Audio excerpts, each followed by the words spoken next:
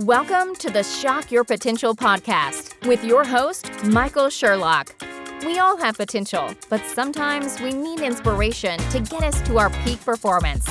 Whether you are starting out in your career, ready to move up the corporate ladder, or taking the leap into entrepreneurship, Michael's guests provide powerful tools and resources to shock your potential.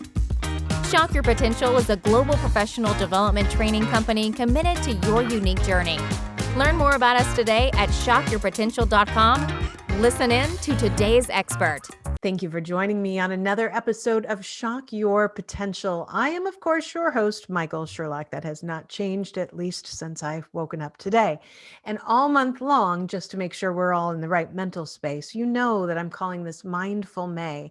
And not just because I'm passionate about mindfulness and meditation practices, as you know I am, but because really we have an opportunity to think about each of our professional and personal areas of our mental health and how important they are to how we succeed every day and how we really continue to show up. So I am very excited for our next guest, and I know he's got a great deal of not only experience, but really laser-like focus on how this can help us personally and professionally in our businesses. And Faust Ruggiero is a professional counselor. His career has spanned. I can't even speak today. I'm so excited about everything on his bio. But his career spanned over 40 years.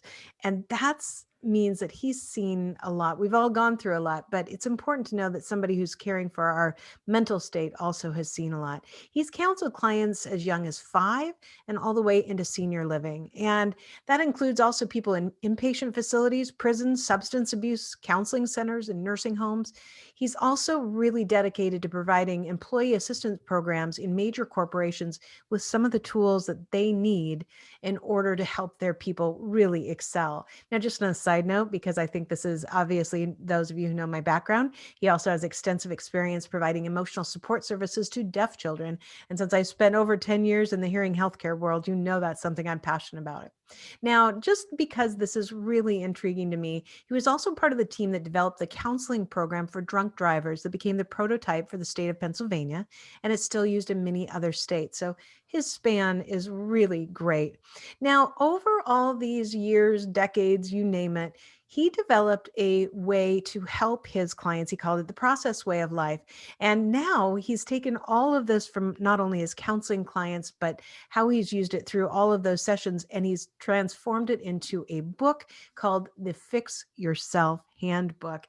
And it has won a lot of awards. And right there, the title alone tells us that if there's anything we can all do is use a little help fixing ourselves. So Faust, thank you so much for joining me today. It's wonderful to be here with you, Michael. Thanks for inviting me.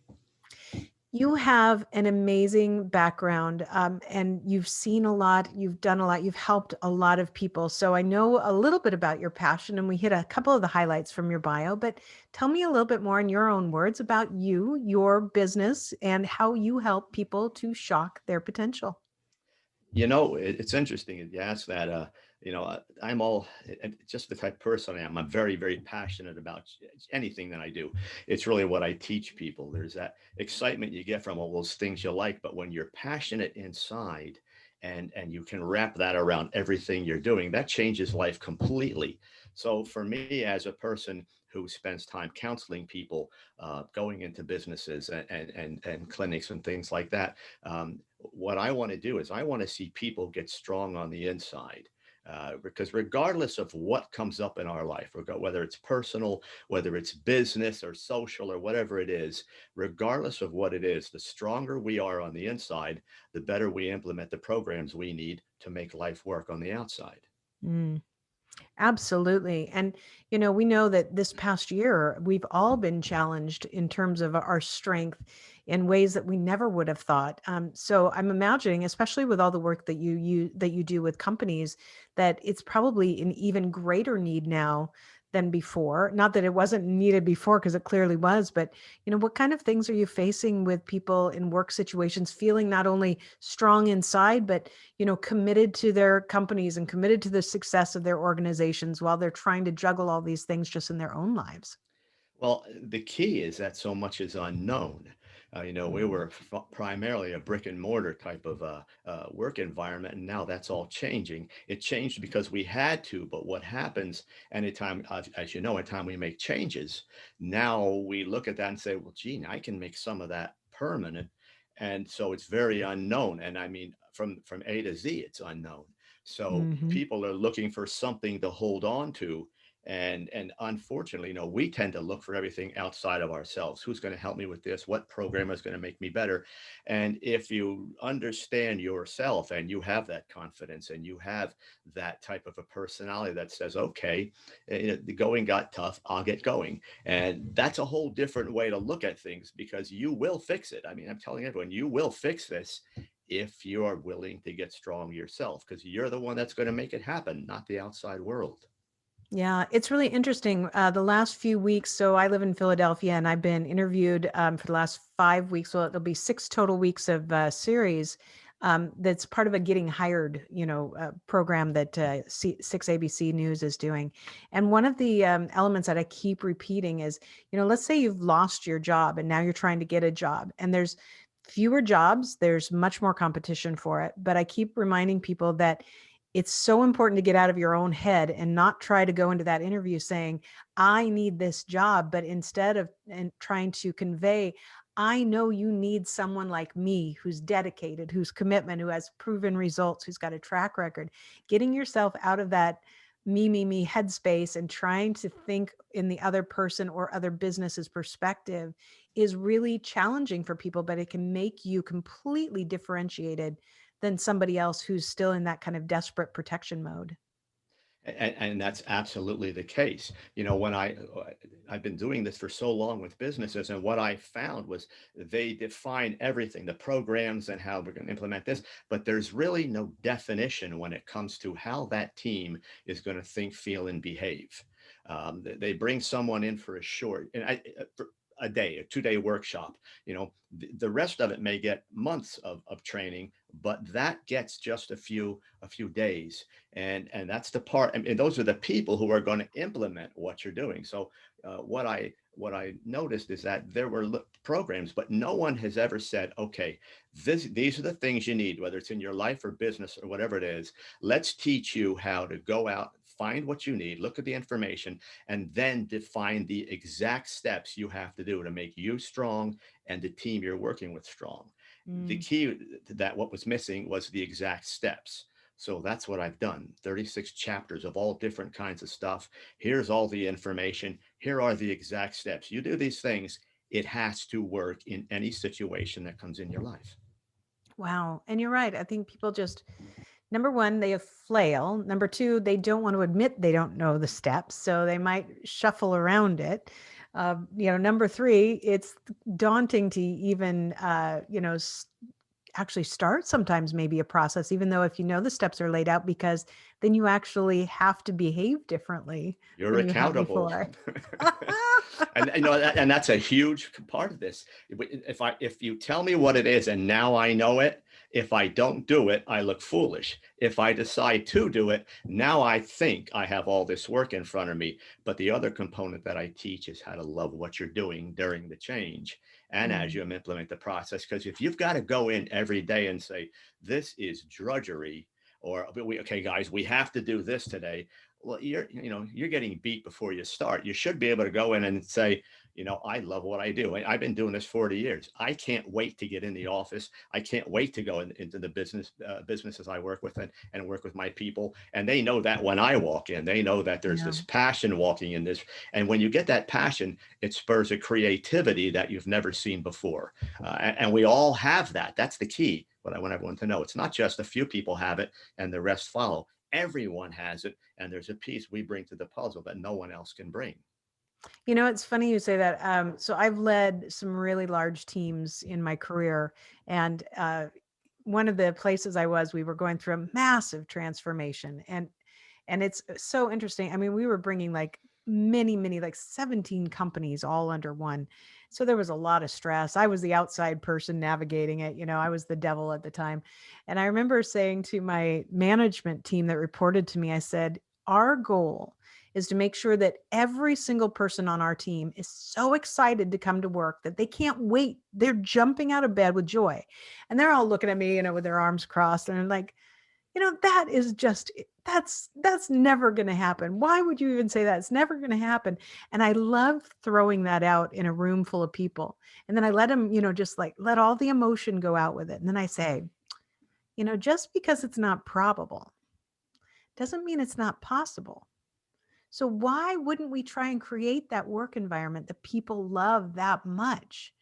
But you're just willing to give it up because it sounds like it's, some sort of pipe dream? Wow. You're giving up before you've even started. You said the magic word, work. And that, as soon as you say that, I've been asked that, I'm the prototype. Hey, how's work? I have no idea. I've never done it. I get up every day. I go into another part of my life, and Yes. I want my life to be fun. Uh, Hmm. and that doesn't mean I have to be laughing and giddy. It just means when I go in there, I want to enjoy it, and I want everyone with me to enjoy it.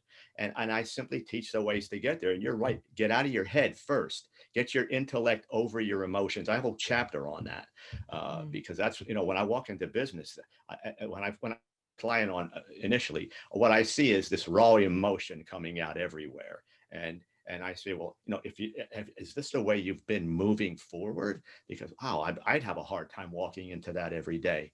Yeah. Let's get your intellects to get, let's slow things down, because that's the other part. You ask the question, what's changed in business? Now it's all going 100 miles an hour all the time. Yes. Um, they're missing information. They're looking for quick fixes. When they get them, they think they're okay now because that seems to have worked out. But we're still in this for the long run. So I help them slow down, get honest with themselves, get that intellect over the emotion. And once it's interesting, once I get those 3 steps into them, now they start to have fun. They communicate Mm. better. We're getting out of the war room. We're not fighting with each other. We're confronting things warmly the way we should. When we start doing that, then we get confident. Then we start seeing the passion come out, the creativity. And then an interesting thing happens is that they start getting a little more humble, and they're not walking in with that arrogance that says, and it's a very thin kind of arrogance. It's, I can do this. I know I'm good. Just what you said. And they can't, or Hmm. someone says, let's do it this way. And no, hands up. So now that all these different components start to mesh, and we get people who are very grateful, and they come in every day and they're really thankful for what they have, Mm. and they want to make it grow now. It's a process that, if we nurture the person on the inside, I don't care what you bring into it, they will grab that and run with it. Absolutely.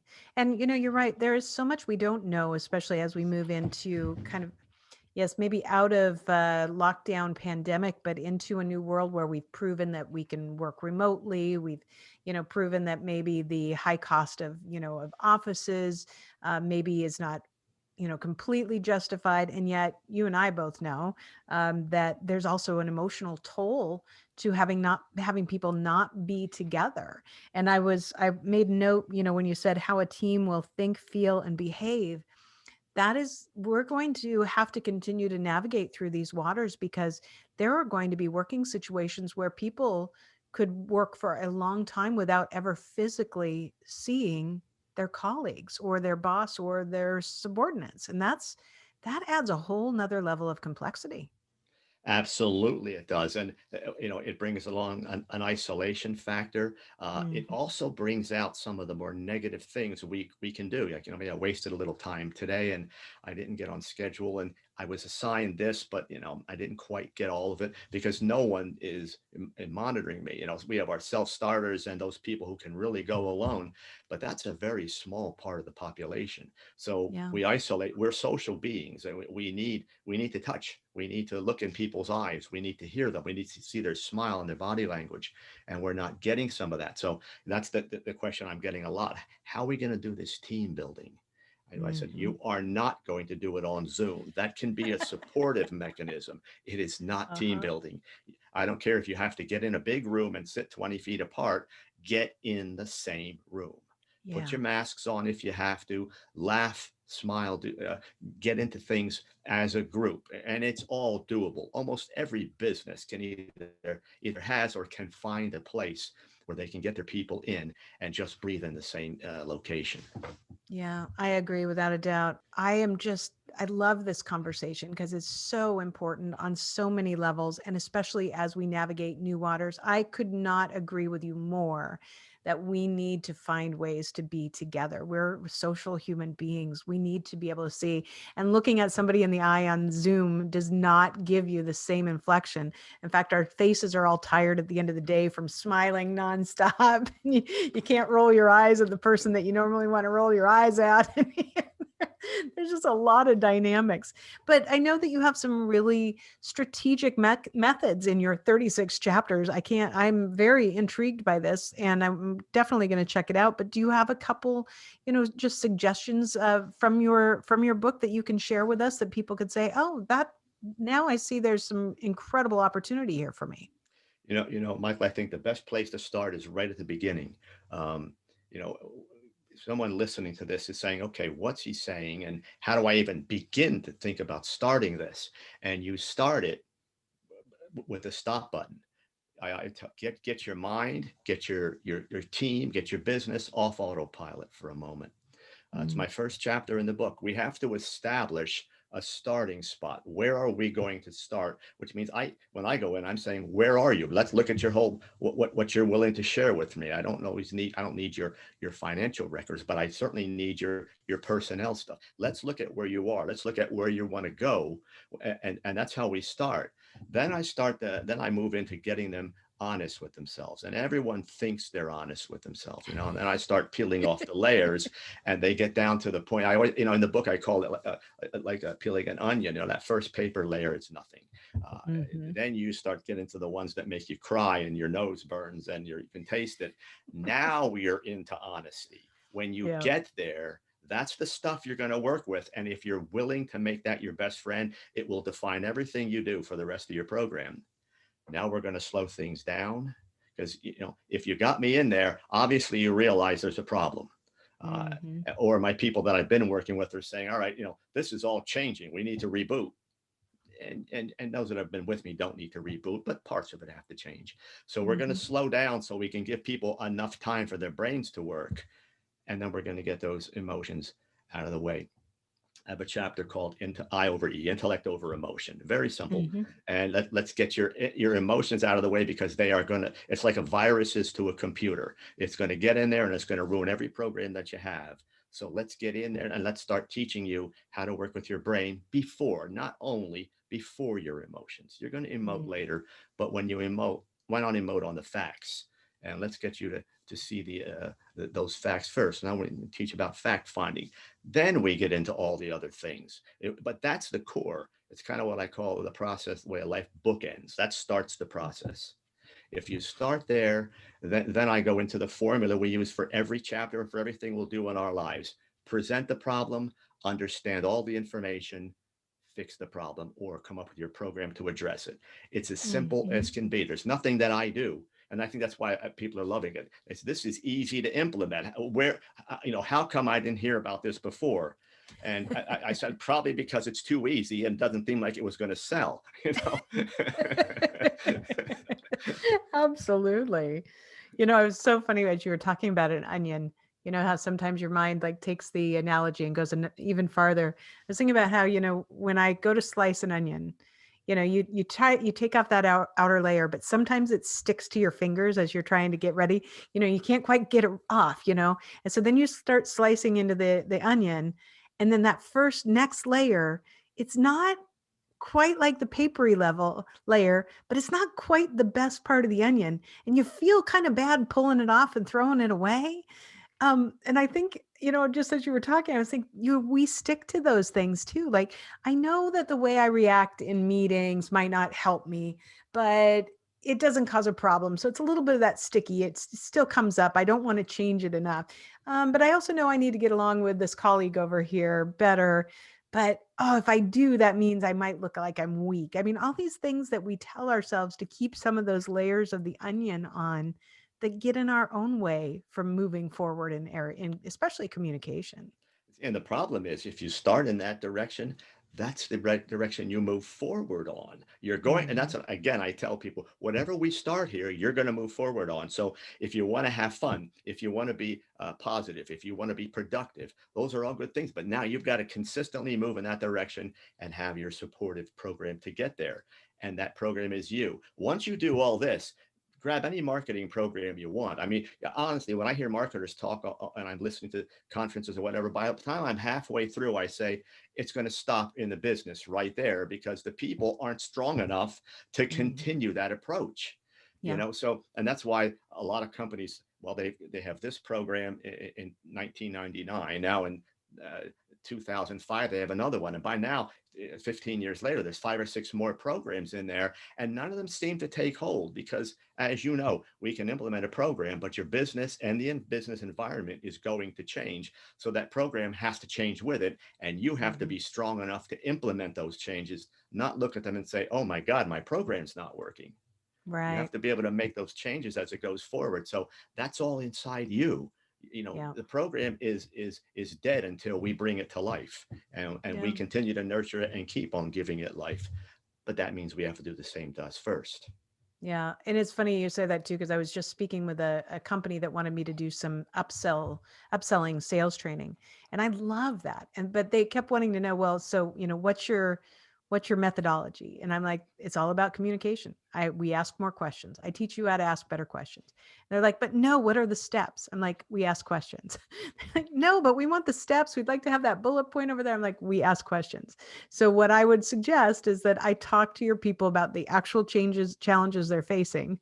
I ask them a lot of questions and I teach them how to ask better questions. And in the end, I think they said, "All right, we'll let you know." And I thought they're not really ready for it because it's harder work to just listen and ask questions than say, "Here's our 5-step upsell process." And the key is when you've asked yourself all the pertinent questions and you're able to answer them, you don't fear question asking anywhere else. You are Absolutely. confident because you are right. You've got to get information. And how in the world do you get information? You have to ask questions. And those questions, they don't understand. If I'm the person on the receiving end of them, I know you're interested in me. So I'm glad to hear that you're asking me questions. If I'm just going to hear you Yes. give me advice, I'm saying, how did you get there? Because I didn't tell you anything about me. Right. You're just making assumptions instead of Right, actually conversing or learning. right. Yeah. And it's the same thing, you're right. It's also what we have to do to ourselves in order to move forward. And I love your concept, and you've said it many, many times about how the stronger you get on the inside, the better able you are to handle the changes, the challenges, what's facing you. And that getting stronger part does take work. It takes focus. But the interesting thing and the most important thing you have to remember is that all of these things are already inside us. Yeah. That's why I tell the people the program's so simple because I Yeah. didn't come up with there's no new cool acronym. There's none of all that stuff. It is everything already inside us. Passion, gratitude, humility, creativity. They're all there. All I'm helping you do is access them. Once you do that and you realize I have all these things, now it's like I brought you to Sears and said, here's all your new tools. Now go. And you say, well, now I have all the tools. You've had them. And then and the Yes. thing is, these tools are alive in you, and they keep on growing with your growth. And then you're able to take those and generalize them into your life and your business. Yeah, sometimes you just have to clear out that corner of the garage to figure out where those tools are. Yes, you do. That's what life is. I clean this out so I can start something new. Exactly. Foss, this is a great. I love it. We're going to have all your contact information on our show notes. But just in case somebody wants to find you right now because they can't wait to meet you and read your book, what's the best way for them to find you? To find me, it's my name, faustruggiero.com. That's my website. You'll find things about me, but that website is dedicated solely to the book. Chapter outlines are there, excerpts from the books, or media, all the media things I've done. They can see anything they want to know about me. And if I'm a terrible guy, they can just throw me right out and with no investment whatsoever. On the other hand, maybe they'll want to have fun. I love it. Well, before we go, do you have any last words of wisdom or pearls of advice for my listeners and viewers? Absolutely. Do not give up on yourself. Do not believe for any moment ever that you can't do something. If you're met with a challenge, It's because simply you need to get a few more tools inside and grow. Grow, be the strongest person in the world, in your world, and you will be able to attack whatever comes up in it. Excellent. Thank you so much for being my guest today. This was excellent. I'm so glad we've met. Me too. Thank you. It was wonderful. Thank you for joining us on another episode of the Shock Your Potential podcast. Learn more about us today at shockyourpotential.com, including details on Michael's 2 best-selling books. Tell me more, how to ask the right questions and get the most out of your employees, and sales mixology, why the most potent sales and customer experiences follow a recipe for success. And as always, don't forget to subscribe, rate, and like us today.